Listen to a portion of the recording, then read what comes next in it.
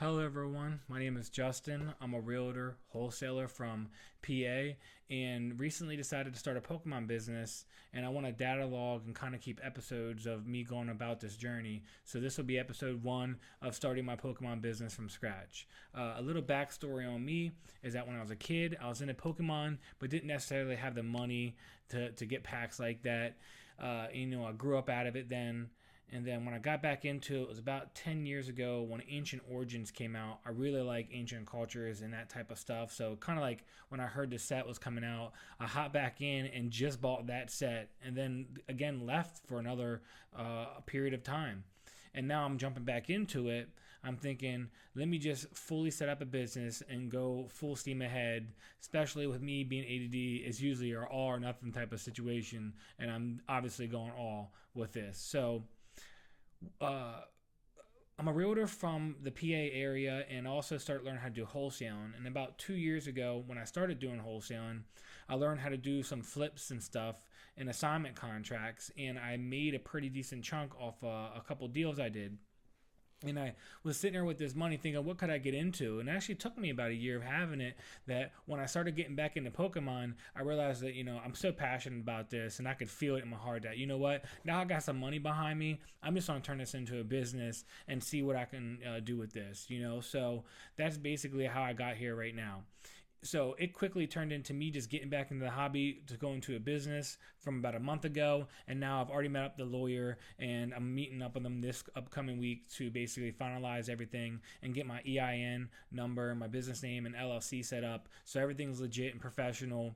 And I'm, ready to go to the races that way. So, and then the second part of it is, making sure it's legit. So I've been like tracking all my expenses, and I have like an investment chart that I go and use to like track all my stuff I did. Now I have all my different categories of like products, operational cost, shipping, supplies, marketing, advertising, website technology, employee this, employee contracting, and professional fees. So when I go to my tax person, I have everything set up so I don't even have to think about it, so I can just enjoy the rest of this. So I'm trying to be on top of this. I have 2 copies of it and scanned it with my notes app, so I have a digital copy of it as well, so I can just keep a track of that and hopefully be on top of it so I have no surprises in the future that I know can arise. Because if you guys haven't heard of a term called economic nexus, which Pokemon put me on.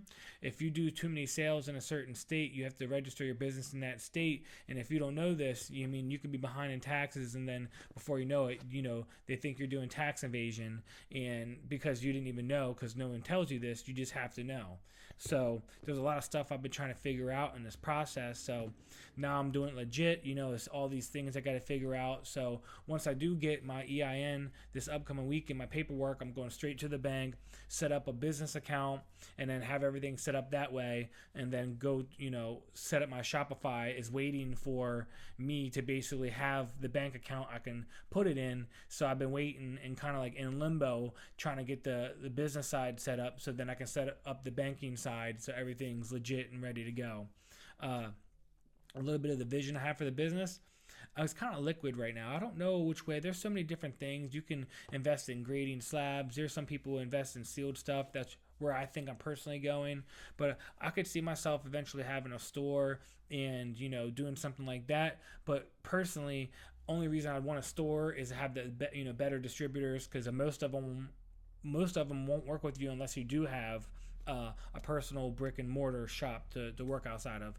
So, trying to navigate where I'm going to go is kind of like why I'm documenting this, because I just want to be able to look back in the future and see, wow, where have I came from and where am I going, and just seeing that journey is interesting for me, for myself as well.